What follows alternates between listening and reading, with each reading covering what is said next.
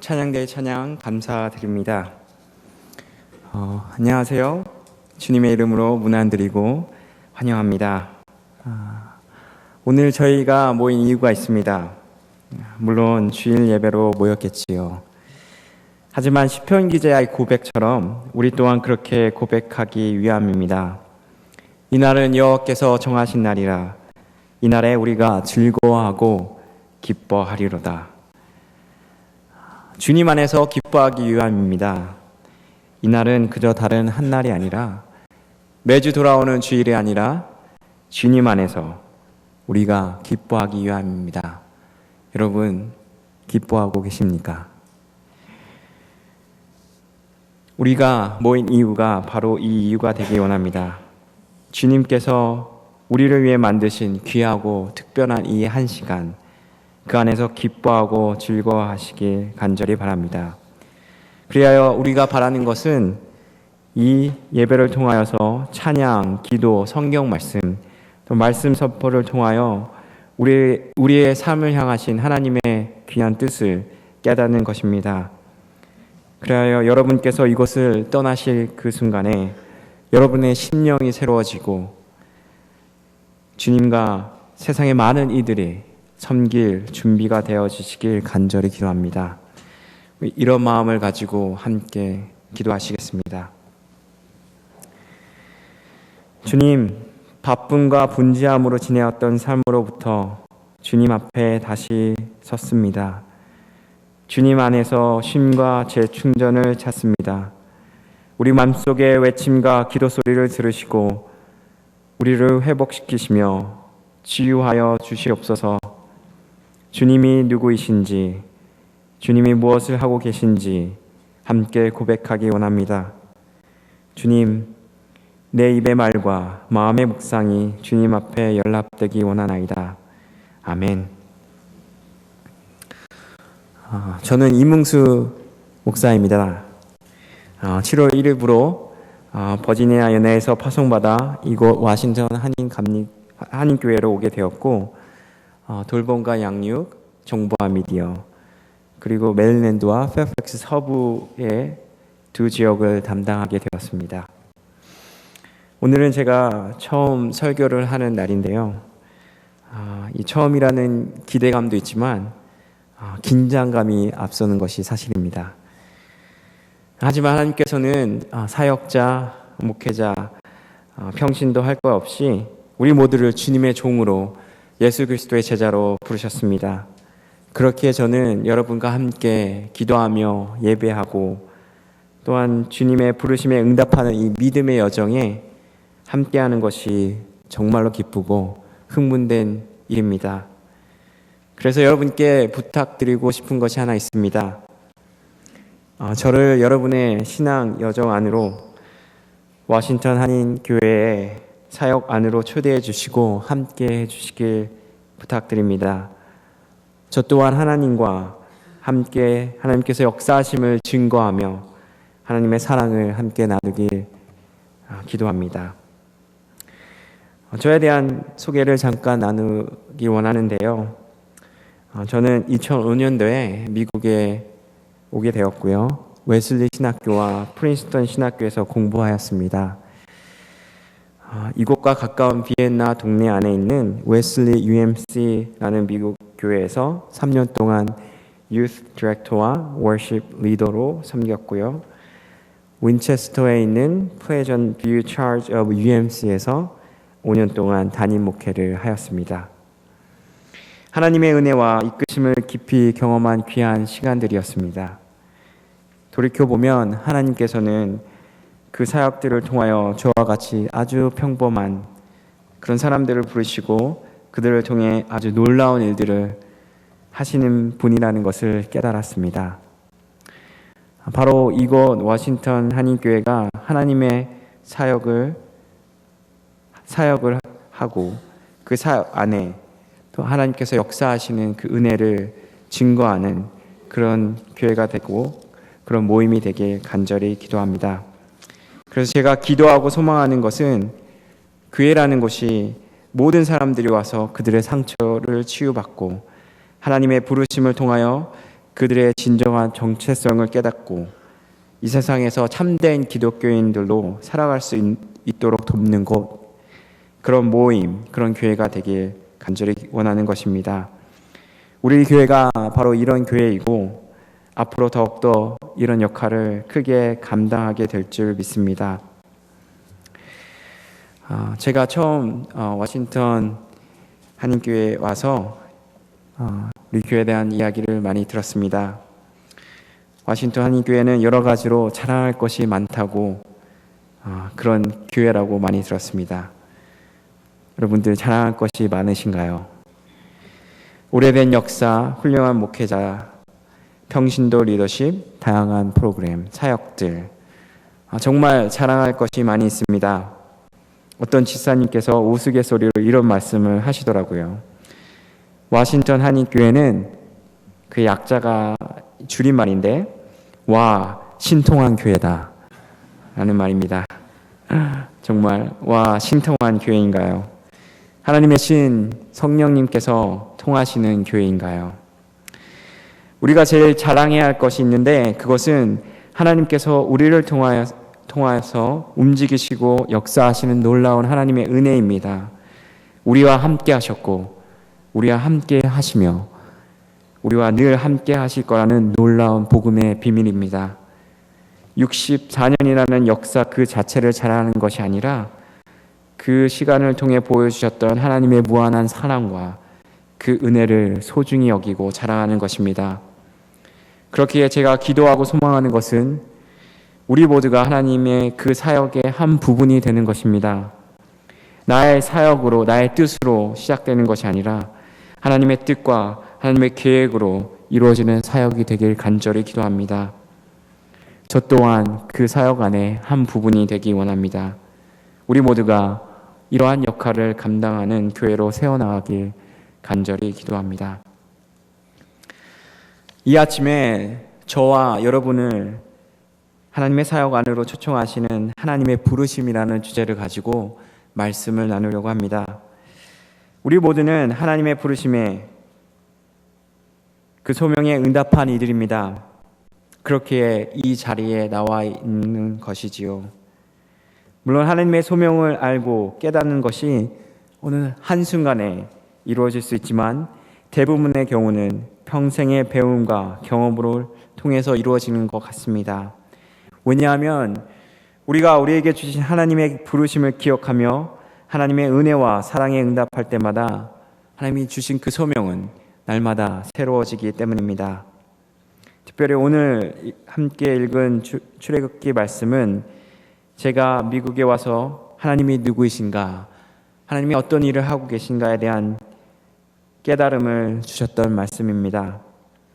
출애굽기는 구약 성서에서 창세기에 이어 두 번째로 등장하는 책입니다. 첫 번째 책인 하나님 창세기를 통하여 창조의 하나님을 만나고 그분의 선한 창조의 목적을 배우게 됩니다.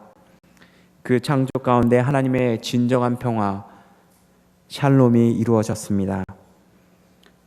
하지만 하나님의 평화, 샬롬은 인간의 이기심과 죄성으로 파괴되어지고 하나님과 우리의 관계도 그와 같이 깨져버렸습니다. 그러나 창세기에서는 우리를 끊임없이 용서하시는 하나님의 은혜가 아브라함과 사라, 이삭, 야곱, 그리고 요셉을 통하여 계속되어진다고 증언하고 있습니다. 바로 그들에게 주셨던 하나님의 약속은 이 세계에 깨어진 모든 관계들의 회복이고 축복이었습니다.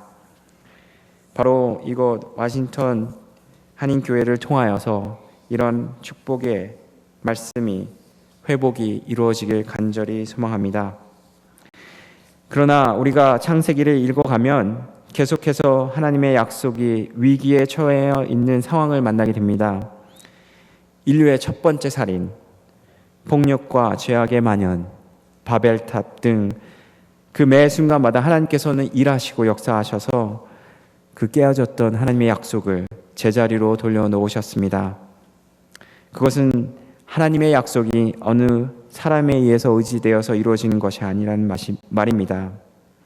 하나님의 약속은 신실하고 변함이 없기 때문입니다. 그 약속이 이루어질 때까지 하나님께서는 하나님의 사람들을 부르시고 사용하십니다.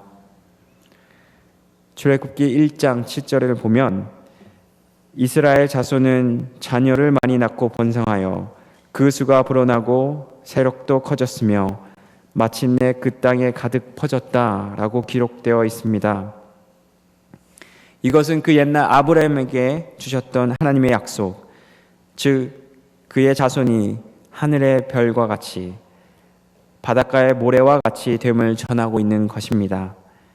바로 하나님은 그가 주신 약속에 신실하신 분이라는 것입니다. 이스라엘 백성들이 처음에는 작고 한 부족에 불과하였지만 하나님의 은혜와 하나님의 축복으로 한 나라가 되어가고 있는 과정을 그리고 있다는 말입니다. 하지만 이런 하나님의 약속에 또 다른 위기가 찾아옴을 알게 됩니다. 이집트의 왕 바로는 점점 번성해지는 이스라엘 백성에게 노역을 가중시킵니다. 그러나 이상하게도 이스라엘 백성들이 억압받을수록 이스라엘의 백성의 수는 점점 늘어만 납니다. 이제 바로 왕은 이스라엘 백성들이 어린 남자아이들을 죽임으로써 그들의 세력을 줄이려고 합니다. 놀라운 사실은 거대하고 엄청난 위험 가운데 출애굽의 이야기는 한 가정 안에 한 어린아이로부터 시작된다는 것입니다. 건져냄이라는 이름처럼 갓난아이 모세는 바로의 딸로 인해 나일강에서 구원되었습니다.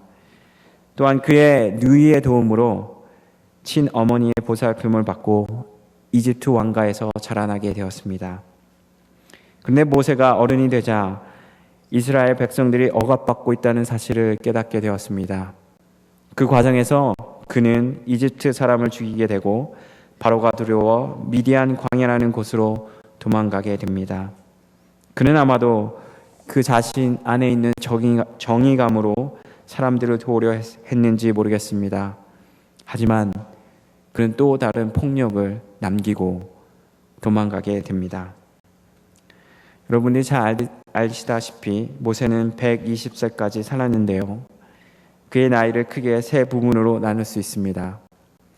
40세까지의 이집트의 생활, 80세까지의 광야 생활, 그리고 그 다음 40년의 출애굽의 생활입니다. 즉 그의 나이 40세에 미디안 광야로 도망가게 됩니다. 또 그의 나이 80세에 하나님의 부르심을 체험하게 됩니다. 출애굽기 3장 1절을 보면 모세가 그의 장인 이드로의 양떼를 치는 장면이 나옵니다. 성경은 모세는 미디안 제사장인 그의 장인 이드로의 양떼를 치는 목자가 되었다라고 증언하고 있습니다. 그런데 이 말씀을 가만히 생각을 해보면 아마도 그의 40년의 광야의 삶은 그저 양떼를 치고 초장을 찾아다니는 그런 평범한 삶을 살았던 것처럼 보입니다. 40년 동안 그는 그 광야에서 무엇을 했을까요? 이런 물음을 하게 됩니다. 왜 자기 양떼가 아니고 장인의 양떼를 치게 되었을까요? 혹시 자기 양떼가 하나도 없는 것은 아닐까요? 그가 미디안 광야에서 산 지 40년이 지났지만 아마도 그는 처가살이를 하고 있는 아주 가난한 사람인 것만 같습니다. 그는 그의 양떼도 없이 그의 아내의 집에서 40년을 살고 있는 것이지요. 이런 모습은 아마 능력이 없는 사람, 실패한 사람이라고 판단되었을지도 모르겠습니다. 하지만 그런 능력이 없어 보이는 모세, 실패를 맛보았던 모세를 하나님께서 만나주시고 부르시고 계십니다. 이것이 이스라엘 백성을 향한 하나님의 구원의 계획이었습니다. 그런데 여기 말씀에 함께 주목하시기 원합니다. 모세가 광야를 지나서 하나님의 산 호렙으로 갔을 때라는 구절이 나옵니다. 광야를 지났다고 했는데 이 광야는 어떤 곳일까요? 광야라는 곳을 체험해 보지 못하였지만 광야는 때로는 무섭고 광활하고 어둡고 축축하고 아무것도 없어 보이는 그런 환무지가 아닐까 생각을 하게 됩니다. 그런데 바로 그 광야를 지날 때 그는 하나님의 산 호렙산으로 가게 됩니다. 여러분은 여러분의 인생 가운데서 광야라는 곳을 지나오신 적이 있으신가요? 혹은 그 광야를 지금 이 순간에도 지나오고 계신가요?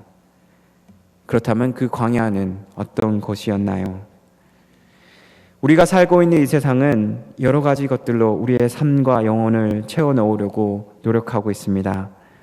아마도 우리가 하나님의 임재를 경험하지 못하는 곳, 하나님이 계시지 않을 것만 같은 곳, 실망, 판단, 실패, 정죄되어지는 곳, 곧 다가올 수술을 맞아 외로이 기다리는 수술실, 사랑하는 이들을 있는 슬픔에 잠겨 눈물을 흘리고 있는 장례식장, 은행 잔고가 없어 외로이 슬퍼하고 있는 그곳, 바로 그곳이 우리가 지나야 하는 광야가 아닐까 생각합니다. 우리의 이민 생활이 광야와 같은 삶이 아닐까 생각합니다. 그 누구도 알아주지 않는 곳, 나의 나됨이 잊혀지는 곳, 바로 타향에서 살아가는 우리의 광야의 모습이 아닐까 생각합니다. 성경은 그 모세, 그 광야를 지난 모세를 하나님이 만나 주셨다라고 전하고 있습니다. 성도 여러분, 여러분 그 광야를 지나고 계신가요? 아니, 이미 지나가셨나요? 그 광야를 지난 모세를 하나님께서 만나 주셨듯이 하나님께서는 우리를 만나 주시고 오늘도 부르시고 계십니다.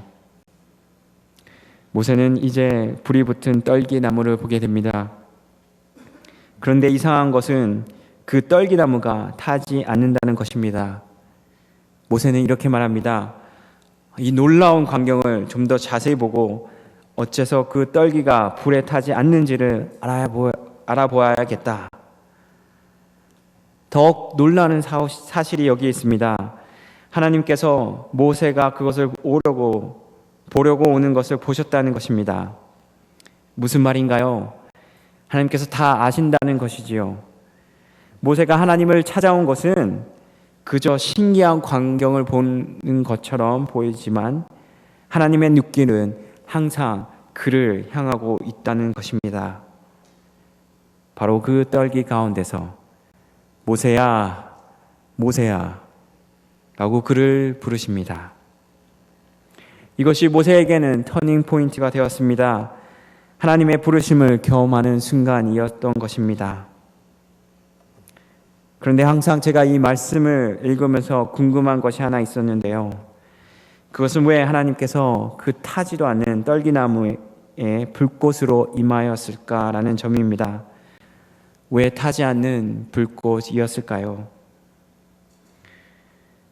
그런데 가만히 생각을 해보니 뜨겁고 타는 느낌이 나는 불꽃은 이스라엘 백성의 고난과 억압을 상징하는 것이겠구나 라는 생각을 하게 되었습니다.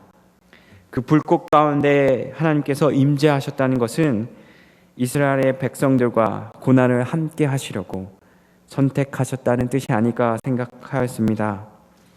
바로 우리가 억압당하는 곳, 힘들어하고 그곳에서 아파하고 있는 곳, 그곳이 하나님께서 함께 하시기로 선택하셨던 곳입니다.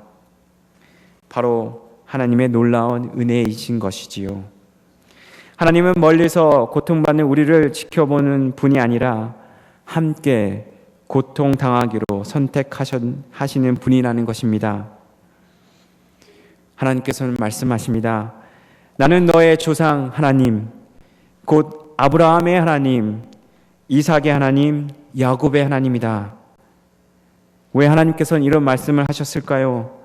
그것은 아브라함, 이삭, 야곱에게 주셨던 하나님의 약속을 상기시키시려고 하신 것입니다.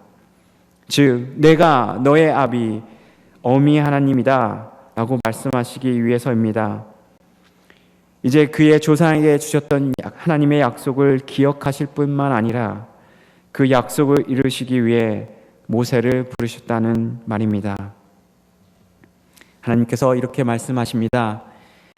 나는 이집트에 있는 나의 백성이 고통받는 것을 똑똑히 보았다. 또 억압 때문에 괴로워서 울부짖는 소리를 들었다. 그러므로 나는 그들의 고난을 분명히 안다. 이제 내가 내려가서 이집트 사람의 소나기에서 그들을 구하여 이 땅으로부터 저 아름답고 넓은 땅, 젖과 꿀이 흐르는 땅으로 데려가려 한다. 하나님께서 하고 계시는 일들을 가만히 들어보십시오. 하나님께서는 보시고 들으시고 아시고 내려오시고 구하시고 데리고 가십니다. 하나님께서는 가만히 계시는 것이 아니라 멀리서 우리를 지켜보고 계시는 것이 아니라 끊임없이 그의 사랑을 표현하시고 우리에게 다가오시며 우리의 삶 가운데 함께 하신다는 말입니다. 이 하나님의 말씀 가운데 중요한 단어가 한 가지 있습니다. 나는 그들의 고난을 분명히 안다 라고 할 때에 안다라고 하는 동사입니다. 히브리 성서에서는 야다 라는 말인데요. 이것은 우리가 번역할 때 단순히 to know, 안다라는 동사로 번역하지만 그 단어에는 아주 깊고 넓은 뜻이 담겨 있습니다. 이것은 단순히 내가 지적으로 무엇을 안다는 것이 아니라 그것을 완벽하고 처음부터 끝까지 체험해서 안다라는 말입니다. 바로 내가 그 경험 속으로 들어간다라는 말입니다. 어떤 뜻일까요? 하나님께서는 이스라엘 백성들의 아픔을 깊이 체험해서 안다고 말씀하시는 겁니다. 그것은 마치 병을 앓고 있는 사람이 그와 똑같은 병을 앓고 있는 사람에게 그의 마음을 알고 이해하고 있다는 동병상련의 마음인 것입니다. 그런데 이 삶의 경험을 하기 위해서는 우리의 경험을 들어오시기 위해서는 그 높이 계신 하나님께서 내려오셔야 한다는 것이지요. 높고 높은 보좌에만 앉아 계시는 것이 아니라 이 낮고 천한 이곳에 내려오셔야 한다는 말입니다. 하나님께서 친히 연약해지셔야 하고 고통 당하셔야 한다는 말입니다. 바로 예수 그리스도를 통해 보여주셨던 임마누엘의 하나님의 모습인 것입니다. 모세에게 주시는 말씀이 오늘 우리에게 주시는 말씀이 아닐까 생각합니다. 우리가 힘들어하고 고통당하고 있을 때 하나님 또한 우리와 함께 하시며 고통당하시고 아파하고 계시다는 말씀입니다.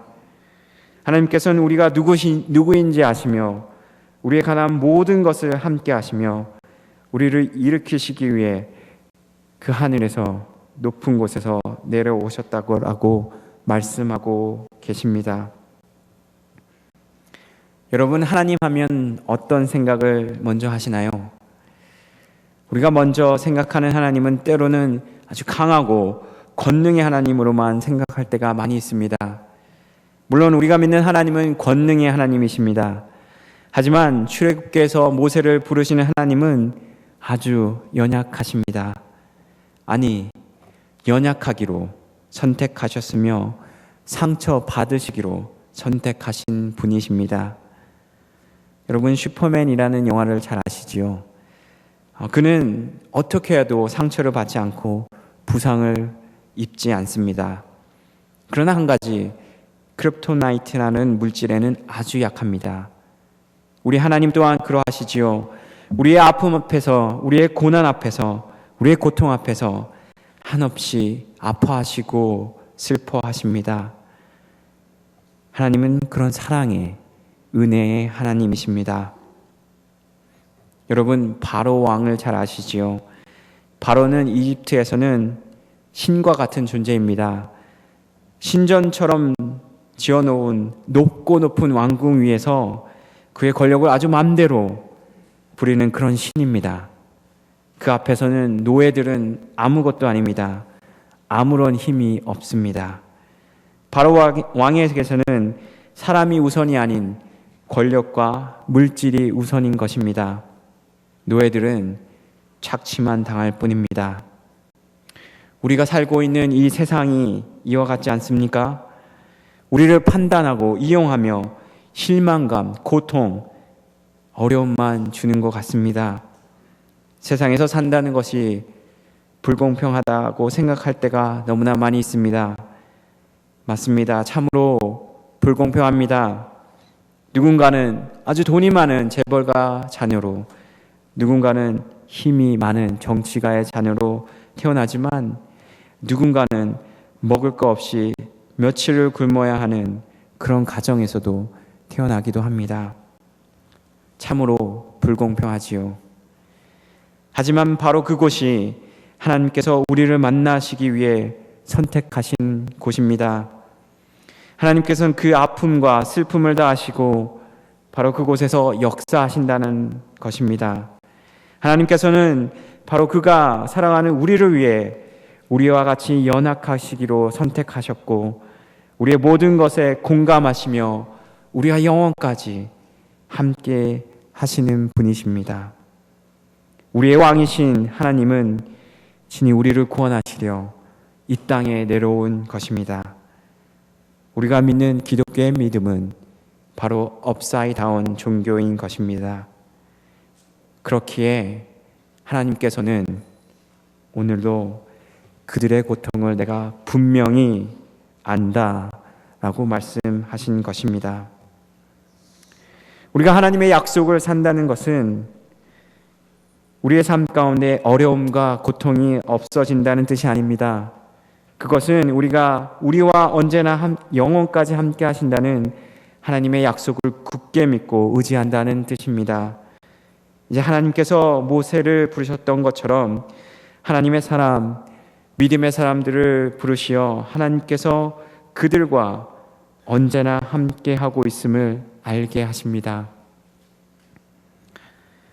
미국이라는 땅에서 살아가는 것이 어쩌면 우리의 광야와 같은 삶이 아닐까 그런 생각을 하며 살고 계신 분이 있을 줄 압니다.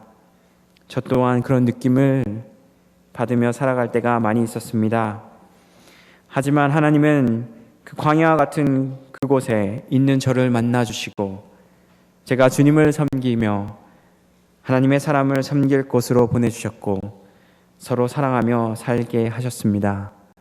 바로 워싱턴 한인교회가 하나님의 사역을 선포하고 하나님께서 그들의 백성을 돌보시고 함께 그 약속을 이뤄가는 그 장소가 되길 간절히 기도합니다. 우리는 우리 스스로 나는 보통의 사람이겠지, 정말 평범한 사람이겠지 생각하지만 하나님께서 우리를 사용하신다면 모세와 같은 위대한 일을 우리를 통해서 하시게 될 것입니다. 그것은 내가 내 힘으로 하는 것이 아니라 하나님께서 하시기 때문입니다. 이제 하나님과 모세와의 대화는 계속 이어져 나아갑니다.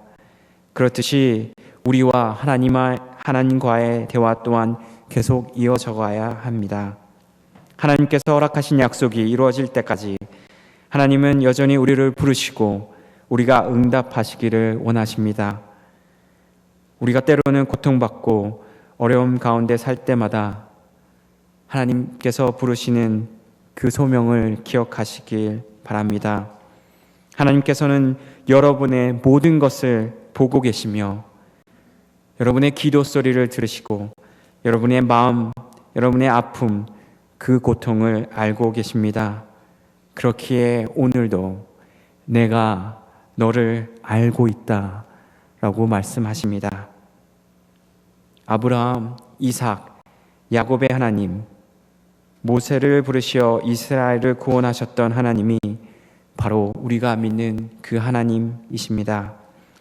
우리가 그분의 부르심에 응답하여 순종할 때에 모세가 그 스스로 하지도 못하였고 예상하지도 못하였던 놀라운 일들을 우리 또한 경험하게 될 것입니다.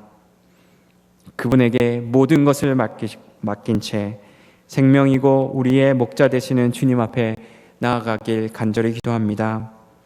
그러할 때 나의 삶이 그리스도의 삶이 되고 나의 삶에 대한 꿈이 그리스도의 꿈이 되며 나의 능력이 나에게서 나는 것이 아니라 그리스도 안에서만 난다는 고백을 할 수 있을 것입니다. 오늘도 모세를 부르신 그 하나님께서 여러분에게 말씀하십니다. 나는 너의 고통을 똑똑히 보았고 너의 기도 소리와 부르짖는 소리를 들었단다.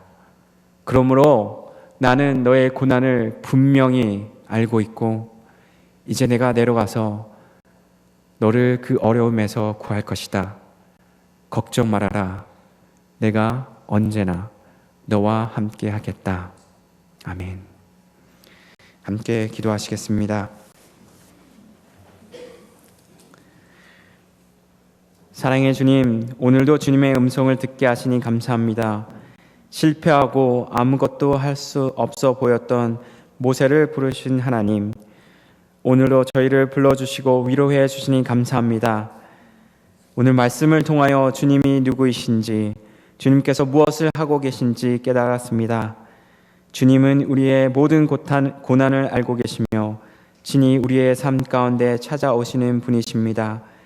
주님의 사랑으로 우리가 하나님의 자녀임을 알게 하시고 당신의 사랑의 사역 가운데 초청하여 주시니 감사합니다.